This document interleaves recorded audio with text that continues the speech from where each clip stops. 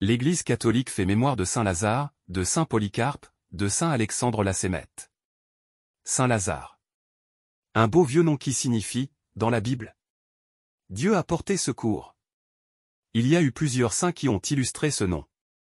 Ainsi, un moine peintre au IXe siècle qui fut courageux défenseur des saintes icônes, pendant la persécution déclenchée en Orient par les briseurs d'images. Celui qu'on peut fêter en priorité, on le rencontre dans les évangiles, il est le frère de Marthe et de Marie, un ami très proche de Jésus qui le releva du tombeau en annonce de sa propre résurrection.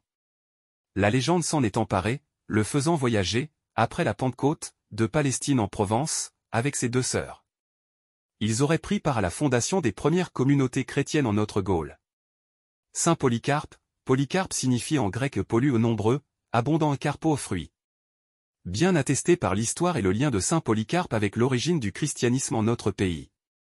Originaire d'Asie mineure, il fut disciple de Jean l'Évangéliste à Éphèse. Il enseigna ensuite à Smyrne au futur saint Irénée, qui deviendra évêque de Lyon. Admirable cascade de la foi, des rives de la mer Égée en Orient, jusqu'en Occident au confluent du Rhône et de la Saône.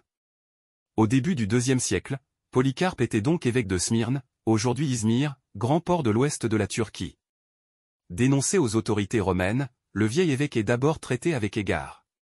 On pense ébranler sa résistance et le faire renoncer à sa foi au Christ. Telle est sa réponse, voilà 86 ans que je le sers et jamais il ne m'a fait de mal. Comment pourrais-je blasphémer mon sauveur et mon roi? Il est condamné au bûcher et brûlé vif.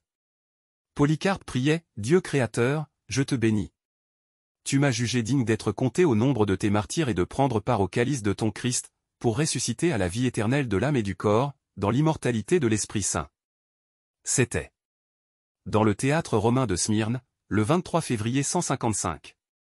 Saint Alexandre la Sémette. Il naquit dans une île de la mer Égée en Grèce. Sa formation littéraire à Constantinople en fit un grand lettré. Devenu militaire, il fut gouverneur du prétoire. Après 4 années de service, il se retira au désert comme le prophète Élie, d'abord en Mésopotamie. Les disciples affluèrent et il répartit ses moines en 4 groupes, grecs, romains, syriens et égyptiens. Les moines à Sémette. Il leur donna pour règle de se succéder jour et nuit dans l'église pour chanter sans cesse l'office liturgique dans la langue qui était la leur. Puis, il vint à Constantinople où il fut le fondateur du célèbre monastère des Assémètes, ceux qui ne dorment pas mais se relaient pour la prière perpétuelle, dont s'inspirèrent beaucoup d'autres monastères en Orient. L'Opérénie, rite de la louange perpétuelle qui fut inventé par l'archimandrite Alexandre né vers 350 dans une île de l'Asie mineure et mort vers 430. Alexandre fut le fondateur des Assémètes, autrement dit les non-dormants ou les vigilants, abbaye de Saint-Maurice, Suisse. Saint Lazare, Saint Polycarpe, Saint Alexandre la Sémette, priez pour nous. Évangile de Jésus-Christ selon Saint Matthieu. En ce temps-là, Jésus disait à ses disciples. Je vous le dis. Si votre justice ne surpasse pas celle des scribes et des pharisiens, vous n'entrerez pas dans le royaume des cieux.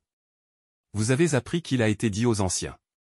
Tu ne commettras pas de meurtre, et si quelqu'un commet un meurtre, il devra passer en jugement. Eh bien, moi, je vous dis. Tout homme qui se met en colère contre son frère devra passer en jugement. Si quelqu'un insulte son frère, il devra passer devant le tribunal. Si quelqu'un le traite de fou, il sera passible de la géhenne de feu.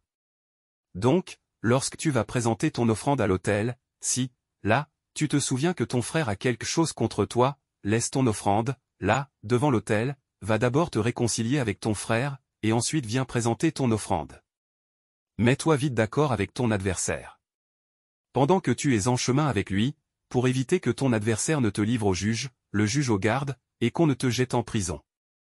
Amen, je te le dis. Tu n'en sortiras pas avant d'avoir payé jusqu'au dernier sou. Acclamons la parole de Dieu. Louange à toi Seigneur Jésus.